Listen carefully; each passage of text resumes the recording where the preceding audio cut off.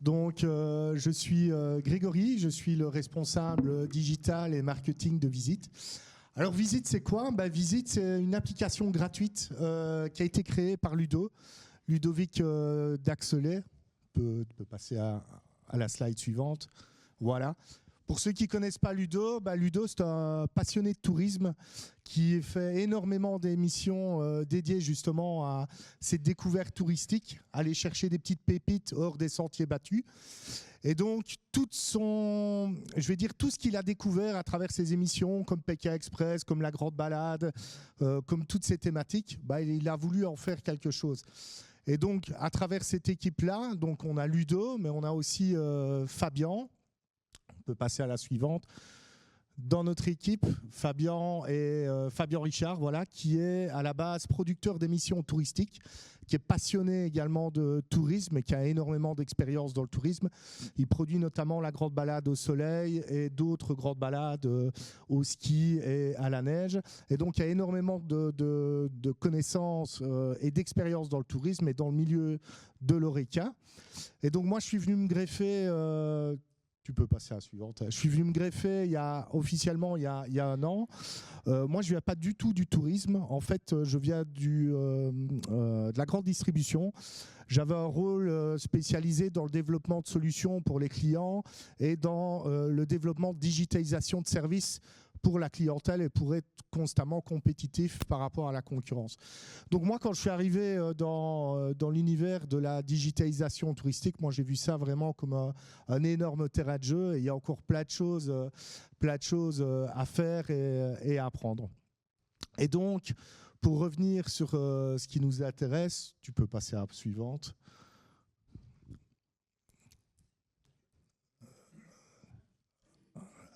C'est bloqué peut-être. Hop, voilà. L'ADN de Visite, c'est quoi? En fait, à la base, Visite, l'ADN, c'est nous sommes un guide touristique. Nous sommes un guide touristique. Nous sommes des conteurs de voyages, passionnés. Ça, c'est vraiment l'ADN de Ludo et c'est ce qu'il veut transmettre. Il est vraiment passionné. L'objectif, c'est de faire connaître des pépites, comme il dit, qui sont hors des sentiers battus et sortir un peu du tourisme de masse. C'est vraiment arriver à amener une plus-value dans cette découverte de connaissances touristiques. Ça, c'est vraiment son ADN et l'ADN de l'application. On peut passer à la suivante. Visite, en fait, cette application gratuite a été créée, est sortie, il y a à peu près 4 ans par Ludo pendant le Covid. Et son idée à la base était vraiment de créer un travel book sur toutes les expériences qu'il a eues à travers les différentes émissions de télévision, mais à travers ses propres expériences. Et c'était à la base quelque chose pour laisser une trace à sa fille de toutes ces expériences. Mais pour finir, on a décidé vraiment de sortir l'application à ce moment-là. Et effectivement, cette application, directement en plein Covid, a eu un gros boom parce que tout simplement, impossible de voyager en dehors de la Belgique. Donc, l'objectif était vraiment de faire découvrir ou redécouvrir des endroits qu'on connaît ou qu'on connaît moins directement en Wallonie et en Belgique.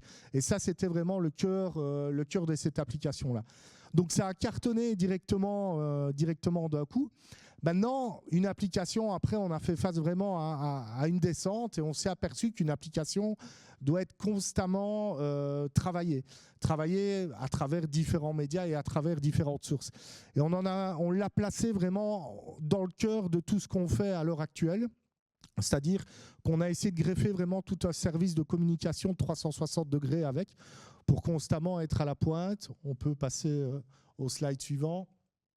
C'est-à-dire que sur tous nos supports, à l'heure actuelle, que ça soit sur RTL TVI à travers La Grande Balade, on va retrouver les expériences de La Grande Balade directement dans l'application, que ça soit à travers les podcasts. Donc on a intégré maintenant dans l'application les podcasts et ça, on trouve ça vraiment très chouette.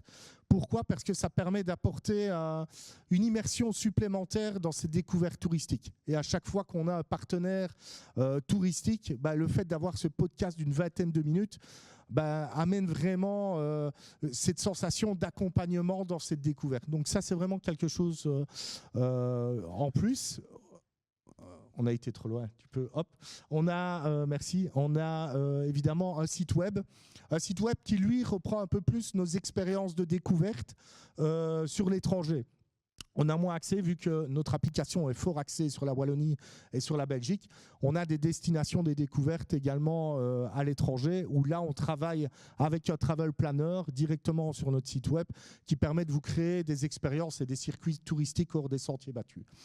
Donc ça, c'est pour cette partie-là. Juste revenir en arrière, on a également notre émission. Voilà, merci. Notre émission sur Radio Contact, en fait, une fois par mois, on a une émission qui s'appelle Ludo vous emmène, où on fait découvrir soit du tourisme local, ici en Wallonie, ou soit du tourisme à l'étranger. Ça fait vraiment partie de notre ADN. Et puis, évidemment, nos réseaux sociaux qui sont ultra importants pour amener du trafic dans notre application, parce que la communauté de découverte touristique est une communauté qui est engagée et qui a besoin constamment de découvrir. Donc, notre objectif est vraiment de faire rêver sur ces fameuses découvertes hors des sentiers battus. On peut passer. À l'heure actuelle, voilà, Visite, cette application gratuite, c'est quoi ? On est même à plus de 1500 points d'intérêt. On est à 1600 points d'intérêt qui ont été testés et approuvés par Ludo. C'est 65 000 téléchargements depuis 4 ans, donc c'est pas mal. Là où on est vraiment content, c'est au niveau des notes. On est à 4,8 sur 5 dans l'App Store et on est à plus de 1200 commentaires. Donc on a vraiment une communauté qui est engagée et qui nous incite à continuer et qui est derrière nous en nous disant merci, on a pu découvrir ça avec notre enfant, on a pu découvrir un super restaurant qui était juste à côté de chez nous alors qu'on ne connaissait pas. Donc tout ça, c'est vraiment des feedbacks qui sont super intéressants. Et alors on a un trafic moyen à peu près de 700 personnes par jour qui viennent consulter notre application.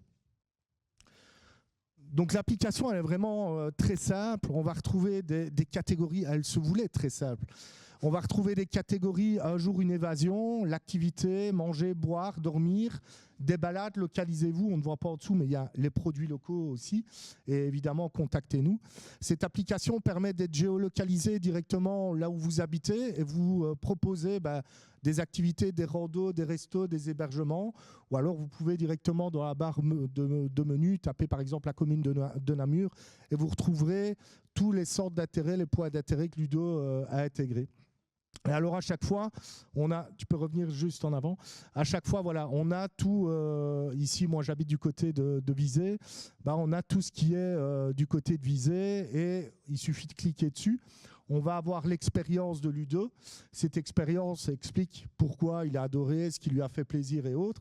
Et on va retrouver les photos et on a le petit call to action, plus d'infos ou infos et réservations qui permet directement d'être amené chez le partenaire.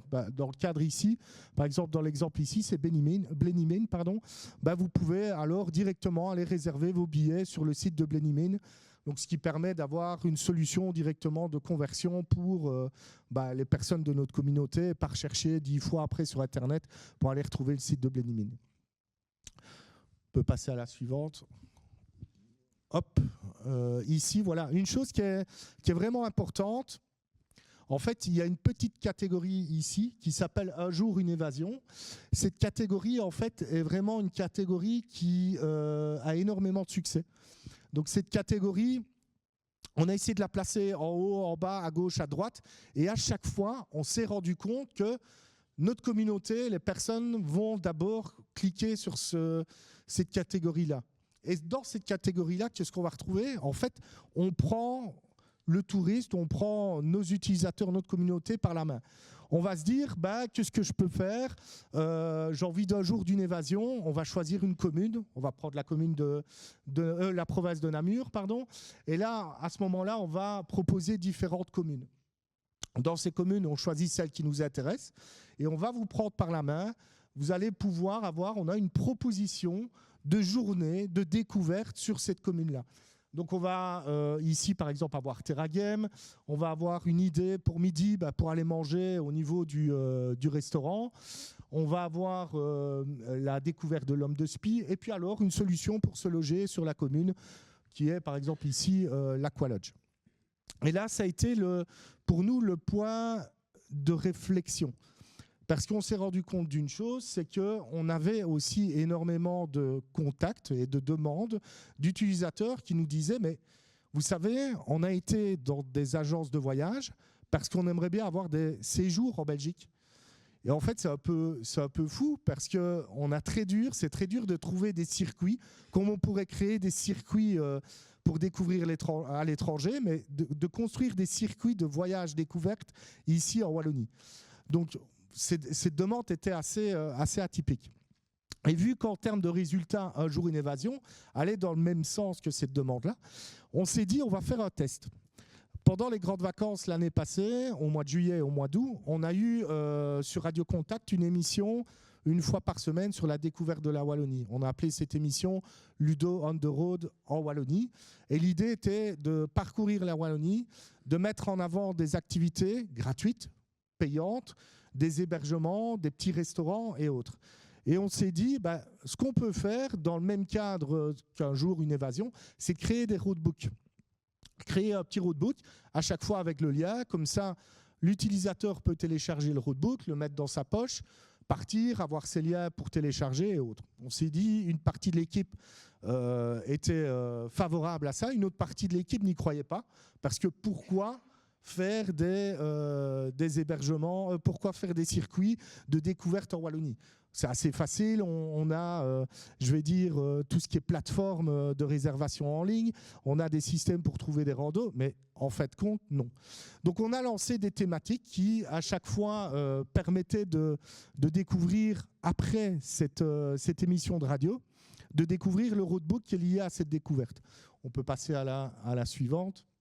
Et là, par exemple, on a fait une thématique, c'était séjour en Wallonie à partir de 360 €. Donc dedans, ce qu'on mettait, c'était tout simple, hein, le prix de l'hébergement, le prix de l'activité qui était payante ou gratuite. C'était vraiment juste pour avoir la traçabilité de tout ce qu'on a expliqué sur la semaine à la radio. Et donc, ils recevaient directement ce petit roadbook-là et n'avaient plus qu'à cliquer sur les liens du partenaire. Et en fait, compte, après 48 heures, on a eu une centaine de demandes. Une centaine de demandes venant évidemment de tout ce qu'on a fait. On avait fait la mise en avant dans l'application, une mise en avant directement sur nos réseaux sociaux, mais pas seulement une centaine de demandes sur ça, sur la mise en avant de la semaine. C'est qu'on a eu des demandes, ça on pouvait les envoyer en PDF directement, le roadbook, ça c'était facile, mais on a eu des demandes de personnalisation de circuits de 3 à 4 jours. Donc c'est-à-dire que là on a dû couper les robinets parce qu'on n'était pas équipé entre guillemets pour ça.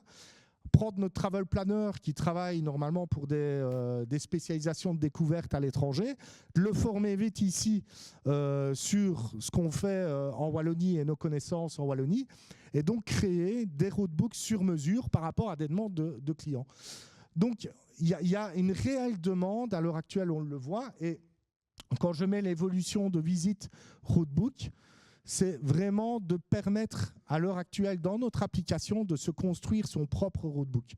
C'est-à-dire de choisir l'endroit, de choisir le nombre de temps, le circuit, ça fait partie de l'évolution de visite, où on retrouvera à chaque fois tous les liens qui permettront de réserver directement l'activité, découvrir la rando gratuite, réserver directement ses places dans le restaurant. Donc ça, c'est vraiment un peu l'idée. Mais de mettre aussi en place et de surfer sur l'idée qu'on a eue et les demandes qu'on a eues à travers un travel planner qui, pour moi, est en tout cas un nouveau métier qui va permettre de répondre vraiment à cette attente de création de circuits découverte de la Wallonie sur mesure. C'est un peu fou, mais c'est quelque chose qui a une réelle demande et un réel impact par rapport à ça. Donc ça fait partie vraiment de l'évolution à l'heure actuelle de visite. Donc ça devrait incessamment sortir, c'est vraiment en plein développement et incessamment sous peu, on pourra se créer ce roadbook et être pris par la main pour découvrir une région, 2 régions, 3 régions de la Wallonie en fonction du temps qu'on veut y placer. Donc ça, c'est la première évolution qu'on a mis en place. Il y a une deuxième évolution qui est une évolution de découverte touristique, mais tout autre. On peut passer au slide suivant. C'est le projet Ludo on the Road. Alors, Ludo on the Road, on a un jeu de mots Ludo, mais Ludo, c'est pas Ludo, ça veut dire ludique sur la route.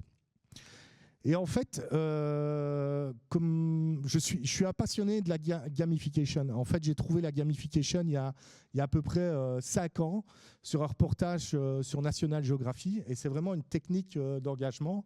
Bon, je vois certaines personnes qui se disent ouais, du jeu, enfin jeu vidéo, non. Et effectivement, il y a peut-être cette notion de jeu vidéo. Je ne sais pas s'il y a des personnes ici qui jouent à des petits jeux vidéo. Ouais, on en a un. Non, deux, peut-être, deux, trois. Qui a un réseau social, au minimum Facebook, Twitter. Ok. Bravo, vous êtes sur la plus grande plateforme de gamification au monde.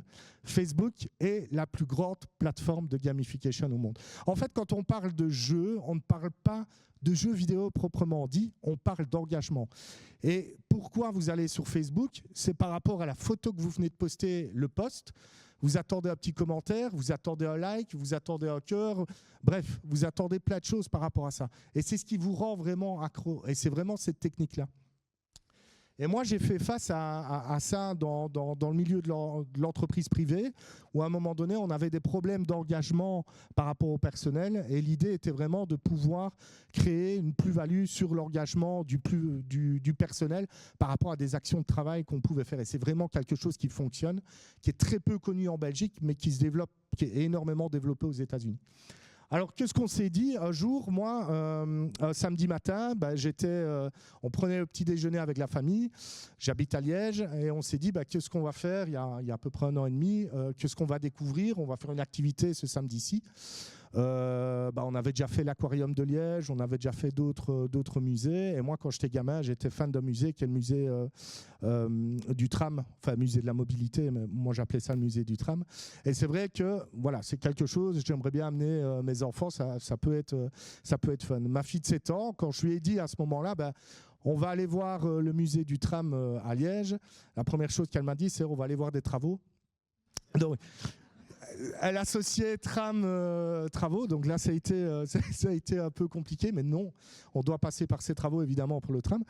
Puis j'ai été voir le grand qui a 13 ans, qui était dans sa chambre, et je lui ai dit, voilà, on a trouvé l'activité, papa l'avait fait quand il était petit, on va aller voir le musée du tram. Et là le petit m'a dit, papa, je ne saurais pas, j'ai une game, et en plus j'ai fait top 1. Bon, pour vulgariser un peu l'information, il jouait à un jeu qui s'appelle Fortnite. Voilà. Ce jeu, le fond est un jeu totalement ridicule, on est d'accord, c'est un jeu de guerre où ils doivent se tuer pour être le premier, enfin soit. Mais une chose qui m'a attiré l'attention, c'est vraiment cet aspect de forme. Pourquoi est-ce que sur de l'engagement, on arrive à créer autant d'attention de nos ados par rapport à un biais jeu, entre guillemets, où on doit se tirer dessus, mais par rapport à ce que nous, on peut avoir comme idée du patrimoine ou découverte des musées, on n'arrive pas à avoir le même engouement. C'est bête, c'est tout con, mais il y a des techniques qui permettent, ces fameuses techniques de gamification, d'amener cette attention directement sur le développement de tout ce qui est patrimoine et tout ce qui est musée. Donc on s'est dit que ce qu'on pourrait créer par rapport à ça, c'est vraiment de créer un écosystème touristique. Pourquoi pas de se dire, on va créer non pas un jeu, mais il serait dans le jeu avec les codes des jeux traditionnels. Donc l'idée est vraiment de créer sur 3 pistes. Donc la gamification, il y a 3 points. C'est vraiment l'action, c'est le jeu et la gratification.